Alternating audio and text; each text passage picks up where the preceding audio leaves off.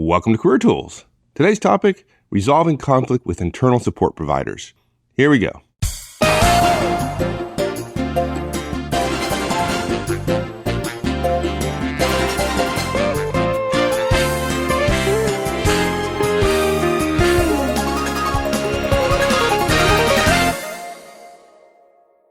You know, Mark, internal support providers, the folks like IT, printing, HR, accounts receivable, all those kind of guys are incredibly valuable resources to the company, right? It's what allows sales folks to do what they do. It's what allows marketing folks to do what they do. It allows manufacturing to do what they do. Folks, we could not survive without them. Absolutely. Yep. Yeah, without both, companies wouldn't even exist. Right. Yet, if you're in a support organization, often the relationship between you and those folks, let's say it this way, not absolutely the best relationship you've probably ever had. Yep. Yeah. And basically, in this cast, we're going to provide a simple mindset, a simple strategy to reduce the conflict and help you work with an internal support provider in order for you to get what you want, and particularly for you to get what you want when you really, really need it. It'll make you more efficient and it'll make you more effective. Ooh, I like that. Yeah, exactly. Look, and really what it is a mindset change. But of course, we don't teach mindset changes here as much as we teach behavior, right? So we're going to recommend 4 specific behaviors that will improve your relationship. And we're also going to spend a minute talking about why we think the mindset is the way it is nowadays. But anyway, here are the 4 major things. First, we're going to recommend apologize first. Apologies work. We have a podcast on apologies. They're not hard. The second thing we recommend you do is state your goal. Support providers hate long stories, usually. What they want is to know how they can help you specifically. Number 3, you specifically ask rather than telling them what you need or what you want. And then lastly, our more strategic recommendation, point 4, is move your interaction to earlier in the process. In other words, don't wait until you have to save it. Rather, create a relationship that allows you to make sure they're going to do what you want because they know you and because they know what you want. Good. All right. Well, let's go to my favorite, as you know, which is you got apologize first. That's a tough one for a lot of people. Yeah. And of course, look, there are a lot more support providers than we mentioned. Let me start by saying the classic one for so many people in today's world is IT, particularly in technology companies where IT does more than just provide internal support. They also play a key role operationally in the company. In many, many digital companies today, it's the IT backbone that provides billing and essentially cash flow. And unfortunately, there is a mentality among support providers who know they are not necessarily indispensable, but very important at certain times. There is a mentality that has been bred of this whole collaborative mindset that we're going to be your partner and we're equivalent to you. And when you ask us something, you have to be very polite about it, or if you upset us, we're not going to like it. My son Drake showed me a sign on a website he likes, which says, if the help desk doesn't like your question, we will set you on fire, which is pretty funny, but in all humor, there's truth. Yeah, just a little bit, right? Yeah. And so what happens is they're in a subordinate role, they're in a support role, but they attempt to step up to your level. If let's say you're in marketing or you're in sales and you need some support, and if there's a tug of war, the external or the one that needs support escalates, and there's just a cascade, if you will, of escalation in the wrong direction. So it's important to recognize that this cast does say, we know you outrank, and that's a bad word. We know you outrank them internally in terms of the pecking order, but insisting on your outrankingness, if you will, is not an effective way to go about getting what you want now, and more importantly, getting what you want more often, especially when you need it, okay? Now, I focus on IT, but look, the list you mentioned is not an exhaustive list. It could be a much longer list. It could be one person at a smaller company that does a bunch of things. It even could be contractor or outside company in some organizations that are maybe mid-size. Nevertheless, it does seem like today, more and more support organizations make it harder and harder, and they have lots of rules that make sense to them and help justify their existence, but are hard for us to understand. And look, they don't do it just to be irritable. They do it because it makes sense to them. But if we don't understand it, it's only because it doesn't make sense to us. And it probably makes sense to them because they're not doing things that are intentionally stupid. Okay? And look, if you're in IT and somebody talks about the form that you want them to fill out, says this is too long or whatever, if you're in IT, you're probably thinking right now, hey, we need all that information on the form in order to make sure we get the right version of the software and make sure we have the right version of your operating system. And it's not that hard for people to fill out the form. It makes our life a great deal easier, keeps our costs down. And so the IT person says, why can't you just do it? And, why do you people want to make our lives difficult? And look, that's really, in a way, the crux of this cast. The customer departments, the internally supported departments, don't understand why they need to fill a form in, how it works, what they have to do, and why those rules exist. And frankly, most of them are almost convinced they can get out of them, right? And that the support organization is just making it harder. Right. They also suffer from, we talk about academic creep, right? You're a teacher, you've been teaching for 10 years, and you think that the latest class is stupider than the first class you taught us. Well, they're not getting more stupid. You're just getting smarter. Yeah.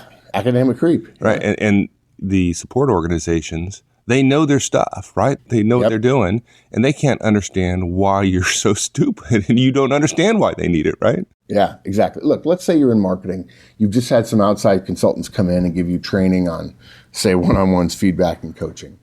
They were great, right? And now Maggie, who is their operations person, is on the phone asking when an invoice is going to get paid.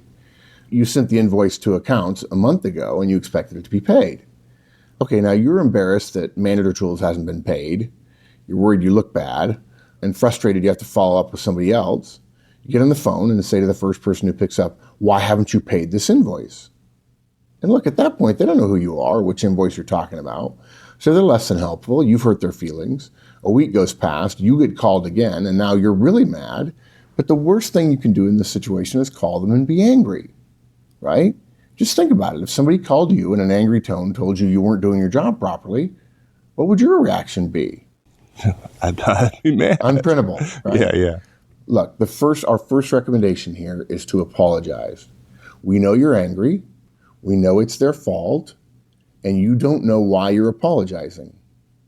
But let's assume for a moment that accounts receivable or accounts payable did everything they were supposed to according to the information they had. Is it possible you don't understand what your role is and you may not have followed the rules? Maybe the rules have changed and they haven't told everybody. Admittedly, perhaps their fault, but in their mind, you haven't followed the rules. The rules exist to make the organization run smoothly and effectively, not to make things difficult for people, even though they sometimes do. I heard Meg Whitman once say, the former CEO of eBay, say, one of the most important things she learned in her career was assume positive intent, right? People don't intend to make things harder, but things do end up harder, right? Assume that what people do makes sense to them and is generally in their best interest, even if that's not in the best interest of the company all the time, right? So if you assume good intent from the person you're talking to, apologize, right? And what we're trying to do is get what we want and reduce the tension and reduce the conflict. So you say, I'm sorry, I sent this invoice on the 1st of July, thought it would have been paid by now. I must be missing something. Can you help me with this? Now look, don't do this if you can't sound like you mean it, and then continue to sound like you mean it. If you're angry, I must be missing something, sounds like an accusation.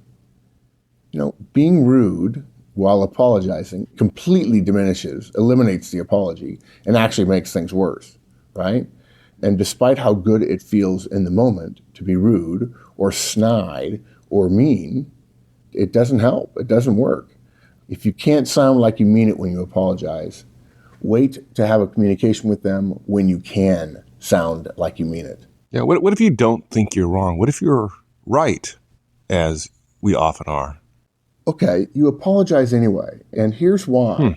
An apology has the effect of calming the situation and allow everyone to move on to not fault-finding, but fact-finding and problem-solving, and not blame-slinging, if you will. And I think people mistakenly believe that an apology is a sign of weakness, whereas in fact, an apology is just expressing regret. I regret that we haven't gotten this done. I regret that I might have done something that made things more difficult. And an apology is not a sign of weakness. It's a sign of respect. It's a sign of strength, in fact, that you're able to show respect. So even if you don't think you're wrong, apologize anyway. Say, I'm sorry. I perhaps did something wrong. I'd like to fix it. I must be missing something. Can you help me? Yeah, this goes back to Louise Charles telling me, Mike, stop worrying about being right and start worrying about being effective, right? Exactly. Yep. You can be right and not get what you want, and that's not going to get you very far. Right. And that's what we want here, right? We need support from this organization, and that's our goal. Okay. There is a name internally in organizations for people who constantly seek to be right, even at the expense of being effective. And they're called jerks. Yeah, exactly. Yeah. Okay, so the next step is state your goal. Why is that so important? Look, if you've been in a support role, you know that half of the problem with serving internal customers is not whether or not you can do what they asked, but understanding what they want in the first place. And half the time, if not more, people call and start complaining. But you're just answering the phone, or you're not the one that acted on their thing. You don't understand all the background. And if people start accusing, you start building a case for why that isn't the case. And then they feel like there's conflict and more conflict and so on. Yeah, often they're just completely vague as to what they want. They're completely unstructured and frankly, sometimes just incomprehensible. Yeah. So as a customer, if you want somebody to help you, be as clear as you can possibly be on what you need. Start with a request for help. In a way, it's just like our delegation model. The person's agreement to help means that they change the way they're listening and thinking about a solution for you. So you could say, can you help me? I need to send this parcel to Arkansas. It has to be there by 9 a.m. on Wednesday. Or, would you help me? I have a contractor arriving on Monday at 9 a.m. I need him to have access to buildings 2 and 3 and the cold rooms. Or, are you able to help me? I need to take this laptop on a trip to Belarus. I'll need email access on it. That's all. Essentially, you tell them exactly what problem you want solved. In that moment, very quickly after you've apologized, they know whether they can, and that you also distinguish yourself from all the other customers who complain rather than describing what their problem is. Being, frankly, on the support side of the organization, much of my career, it feels like something's just being thrown over the fence, right? That there's no skin in the game for the individual asking, I need this, you need to provide it, now go get it. Is there anything that the asker can do to mitigate that a little bit? Yeah, if there's one thing that we know, asking is way more powerful. Continuing to ask is way more powerful than stating, right? So after you've stated your goal and asked them to help you, ask them, what do I need to do for you to help me achieve this, right? Yeah, that sounds awesome. Yeah, look, you're basically making yourself part of the solution. You and the person you're speaking to are now a team. You're not fixing blame. You're solving the problem that you have together. You're on the same side. It totally changes the whole dynamic of your interaction. You no longer become adversaries when you say, what do I need to do? What can I do to help you get this done? What do I need to do for you to help me achieve this? It also gives them the opportunity, and this is really important in this step, to explain the rules to you. Yeah, you can have your parcel delivered, but only if you fill out the FedEx form and put your employee number in this special box. You can have your contractor on site, but only if you provide a social security number by the close of business on Thursday. All those little things, which the other party knew and you didn't, the things that would have tripped you up, you now know, and you can do something about them. Okay? It's also possible they will tell you you can't have what you want. But because you're in a collaborative space, because you've asked 2 questions, can you help me? Here's my goal. What can I do to help me achieve this? They're much more likely to give you a different solution. You can take your laptop to Belarus, but you can't have email on it. On the other hand, he can give you a loaner BlackBerry for email, and that satisfies the security requirement that he's got to worry about. Now, if you're not collaborative, if you've made statements, then what you get is, nope, you can't take a laptop to Belarus with email on it. Now, wouldn't you rather hear, yeah, you can take your laptop. Unfortunately, you can't have email on it, but I can give you a BlackBerry, and I'll help you set it up, right? But if you ask specifically, I've got to have email on this laptop, and he knows you can have email on this laptop, and you've made it confrontational, he's going to say, nope, I'm sorry, you can't do it, right? You don't get any sense of creativity, any willingness to help you solve your problem. All they are doing now is defending their rules, and to a degree, rightfully so. Yeah, you've constrained their options too much. Exactly, yep. To take these actions after you've created the conflict seems like maybe the wrong approach. Are there things we can do to mitigate this so we don't have the issue in the first place? Well, sure. Look, up until now, we've told you how to resolve the conflict once you're in it, right? But the secret to not getting there is to talk to them earlier in the process, way earlier. And that you can use the same basic idea, but you can just do this much earlier. And you basically say the same thing. You ask for help, you state your goal, you ask how you can help. In the invoice example, we didn't speak to accounts payable until after the invoice was a month overdue being paid. Situation would have been different if we'd called the day the invoice was due and found out we have to fix a form with a department code on it, and then the invoice could be paid within a month rather than sitting on a pile of incompletes for 6 weeks because, by the way, in the most recent layoffs, accounts payable got cut more heavily than everybody else because with less people in accounts payable, we pay people more slowly, and that helps us accumulate more cash overnight, right? We'd have even been more successful if we'd called as soon as we knew an invoice would be coming and found out if we submit before the 15th, the check run is on the 20th, and our check would have been cut in a week. In fact, I'll tell you, the first time I heard that companies don't cut checks every day when I was 22 or 25 or whatever, I was like, wow. You were stunned, right? You just thought, yeah, exactly. It makes total sense. We don't want to be cutting checks every day, right? There has to be signature authority on the checks. We don't want the same person signing checks, and we want to give him time or her time to review all the checks, right? Yeah, and when you're 22, you were smart enough to say, oh, wow, is it in the positive? Well, okay, that makes sense. Well, frankly, that's probably a pretty straightforward one, but there are other things that happen all the time in organizations that to you, particularly if you're young, if you're 22, 23, 25, 26, and haven't been in business all that long, that make absolutely no sense to you. Right. But believe me, to somebody, to the CEO, it makes absolute sense. Or somebody who's been in the business for 20 years, it makes absolute sense. Yeah. And no, we're not saying that every rule that you come across not only makes sense, but is the best possible rule for you right then. We know that's not the case. But believe me, the rule, the process that an internal organization has set up probably at one time was vetted across the organization, maybe when it was much smaller, and made sense and was effective and efficient. The fact that it's not serving you right now doesn't mean that the right course of action is to escalate, right? So look, working with people to get our goals accomplished is one of the ways we build relationships. And the better our relationships internally, the more likely we are able to bend the rules when we need to. I tell people this all the time, that if you're a young manager and you don't know the value of relationships and you lean on your role power too much, you're going to be in danger when you have a shot at being an executive, because what you will have developed is your role power, which doesn't do executives much good. It's all relationship power at the top. This is another one of those cases where you have a choice not to lean on your role power, not to say, do you know who I am? But rather to build enough of a relationship that you can get what you want. Because in the end of your career, it's all about relationships. It's not about the work you do.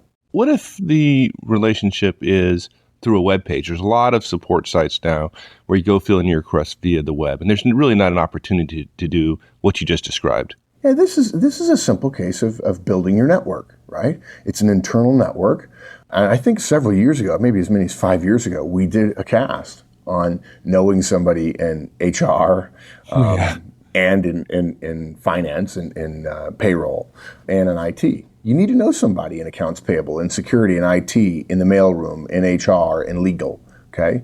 You need a relationship. And I'll tell you, there's a number of times I've looked at a website and then called and said, there's a contact number. And I called after something happened just to make sure that everything was done and to find out who I could talk to. And I actually say, look, hey, Bob, every once in a while I'm going to have a problem on this. Would you mind if I called you? And they almost inevitably say, no, it's okay.